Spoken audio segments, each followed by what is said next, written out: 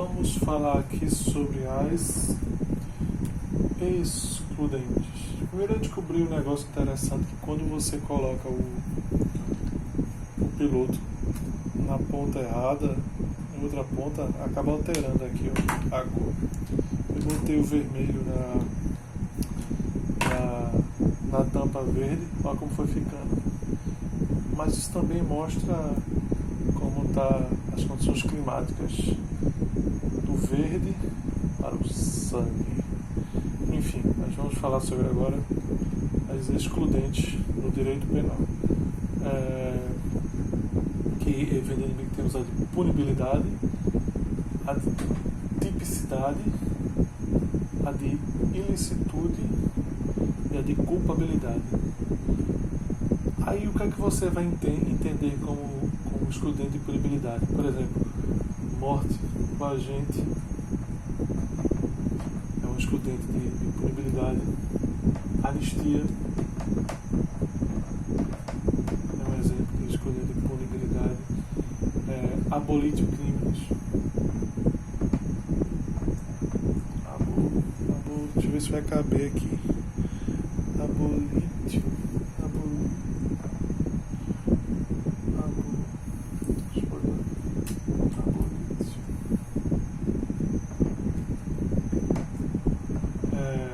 Crimes. Enfim, prescrição, decadência, percepção, renúncia do direito de queixa, perdão, no caso aceito, retratação do agente e o perdão judicial. Estou dando os exemplos aqui, mas são vários. Vários não, são esses que eu falei, na verdade. Morte do agente, anistia, graça ao indulto, abolitio criminis, prescrição, decadência ou perempção, renúncia ao direito de queixa ou perdão aceito, retratação do agente e o perdão judicial. E nesse caso, o que é que acontece? Nesse caso, eu vou tentar botar aqui de rosa. A rosa também botei a tampa errada, para que saia outra cor. Nesse caso, fica extinta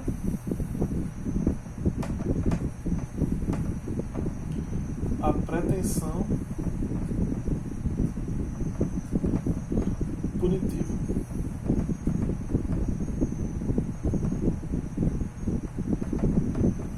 Ou seja, se extingue a pretensão punitiva. Ou seja, extinguir a punibilidade. Então, é como se você não tivesse como punir. Eu não tenho como punir. Se o agente morreu, eu não vou punir. Isso no direito penal. No direito civil, você vai pegar lá a parte da herança e tal. Se tem uma anistia lá, o Congresso chegou e anistiou o cara, você não vai ter como punir. Se o presidente deu graça ao indulto, você não vai ter como punir, como o caso daquele deputado lá. O crime acabou, você não pode punir.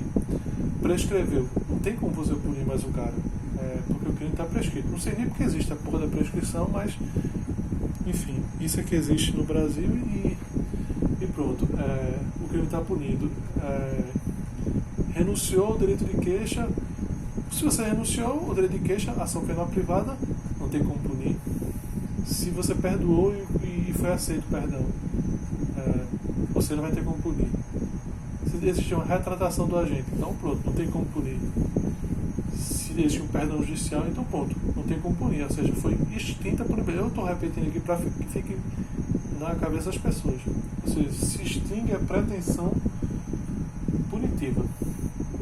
Já a extinção da tipicidade é o caso de, por exemplo, caso fortuito ou força maior.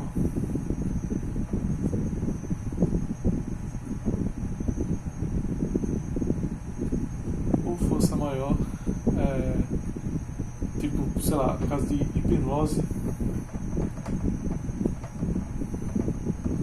sonambulismo,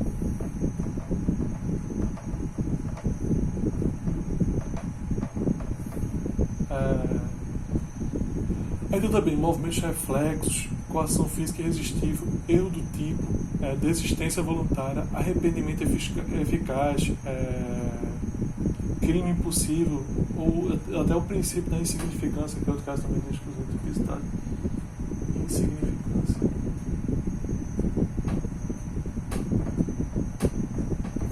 É tão irrelevante aquilo que você nem pune.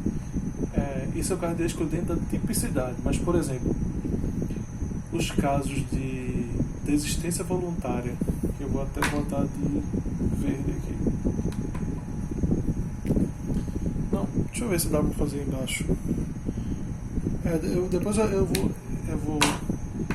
vou falar, se não travar a porcaria do celular, eu vou falar do desistência voluntária, que é o caso de excludente da tipicidade, e arrependimento eficaz também, que também é o caso de desistência da tipicidade. Enfim, mas são esses os casos, né, que fortuito, força maior, hipnose, sonambulismo, movimento ou ato reflexo, coação física irresistível, erro do tipo, desistência voluntária e arrependimento eficaz, crime impossível e princípio da insignificância. Nesses casos, o que é que vai acontecer? Nesse caso, não haverá o crime.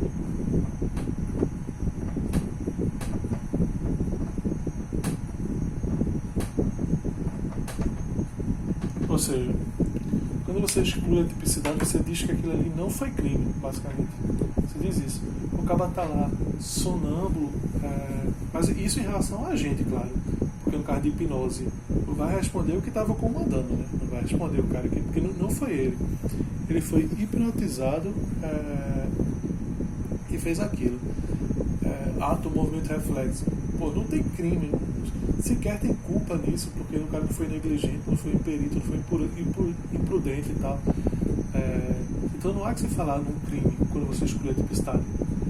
Não existe o crime. Ou seja, excluir a punibilidade, o que se extingue é a pretensão punitiva. Excluir a tipicidade, o que se extingue é o crime. Em relação ao excludente de ilicitude, aí é o caso de... Aí já realmente isso é taxativo já. Estado de necessidade.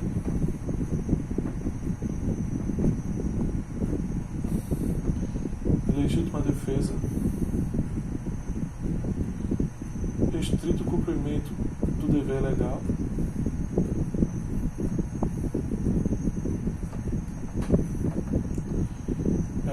Exercício regular de direito.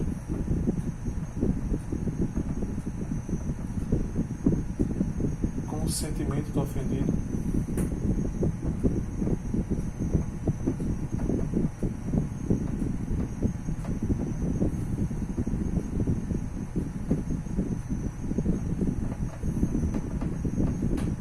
Pronto. Mas nesse caso aqui do consentimento do ofendido, tem que fazer uma pequena observação, que isso é algo super legal.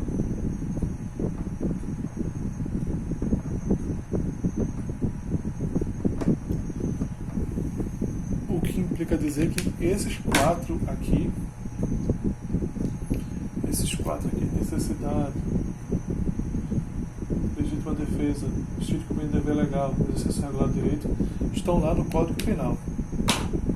Eu não vou dizer o artigo aqui porque eu até posso falar, mas não estou com medo de errar aqui. Mas você vê aí no Código Penal. Se eu falar e estiver errado, aí o Alexandre de Moraes manda derrubar o vídeo. Aí fica meio complicado. Então, tá aqui, ó. Ilicitude. No caso de excludente da ilicitude, são esse aqui, ó. Necessidade, legítima defesa, dever legal, exercício regular de direito, e essa causa supralegal aqui, que é o consentimento do ofendido. E aqui, nesse caso também que não haverá crime.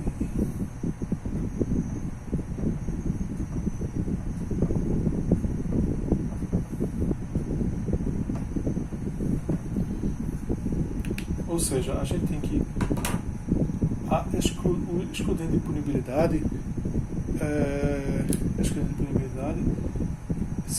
o que é extinto é a pretensão punitiva, ou seja, você não vai punir aquele cara. Existiu crime, mas ele não vai ser punido. Seja porque morreu, seja porque prescreveu.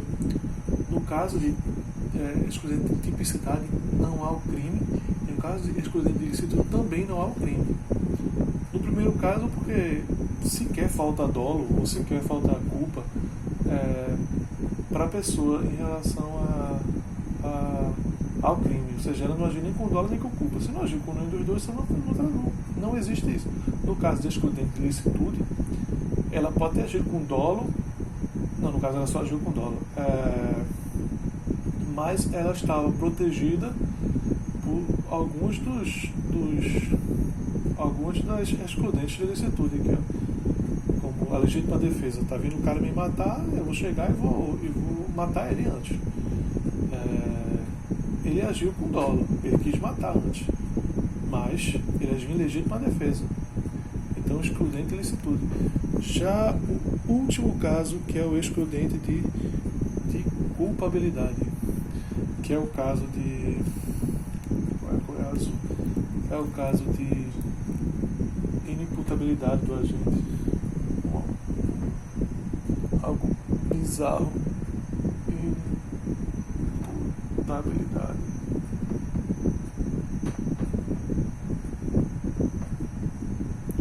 Erro de proibição.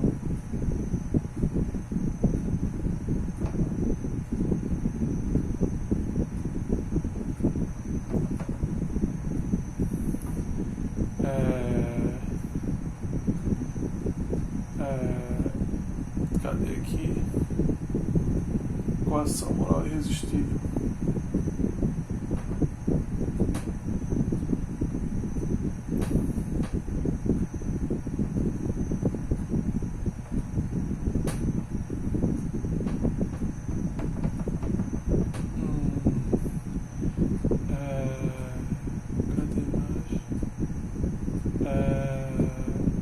Ordem hierárquica da hierarquia. Aliás, eu vou ter que corrigir aqui um erro. Se chegou até o fim, eu vou corrigir o negócio que eu errei mesmo aqui, agora que eu estou percebendo. Mas enfim, eu também vou fazer uma observação em relação a isso aqui. Hierarquia. E nesse caso, são casos em que existe o quê? A isenção da pena.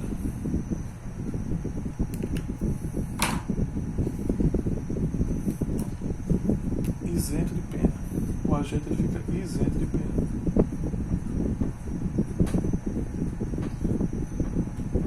Eu falei aqui em relação ao tipicidade, que eu falei de. Vou até botar aqui, vou até escrever aqui para que não fique errado. Que neste caso aqui é coação física irresistível. Física irresistível.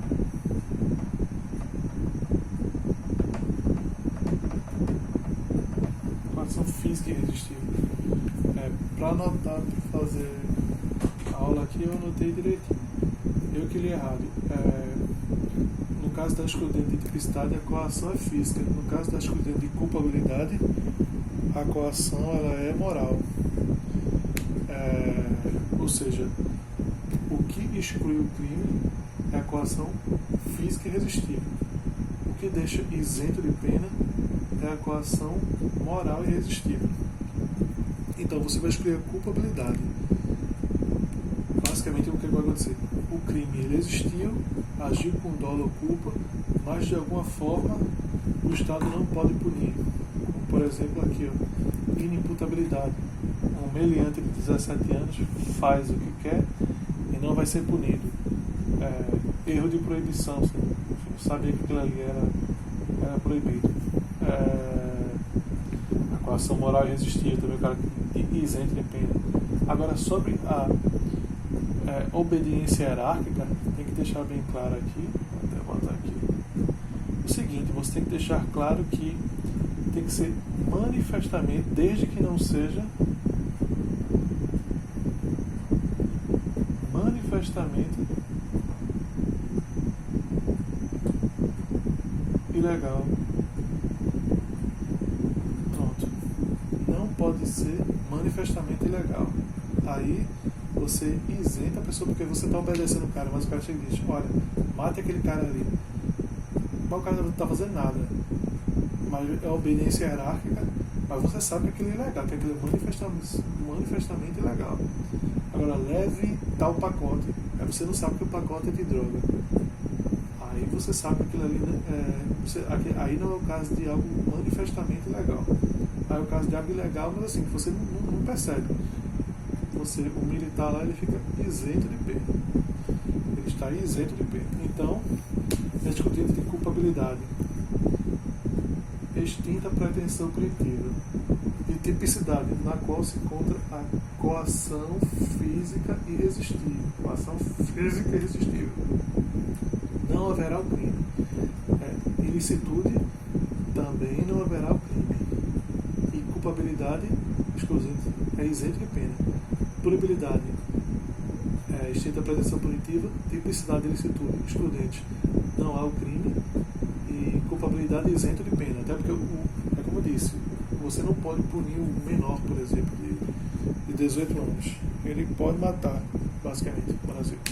Agora vamos para o que eu iria falar aqui, que é sobre a hierarquia, desde que não seja manifestamente ilegal, sobre a desistência voluntária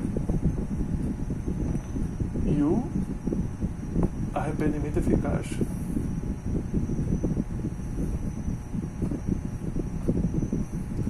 Que são casos de quê? Excludente da tipicidade. Por que eu separei esses dois? Porque a desistência voluntária você responde pelos atos já praticados.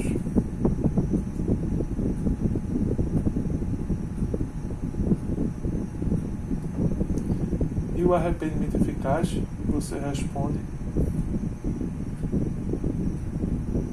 também pelos atos já praticados.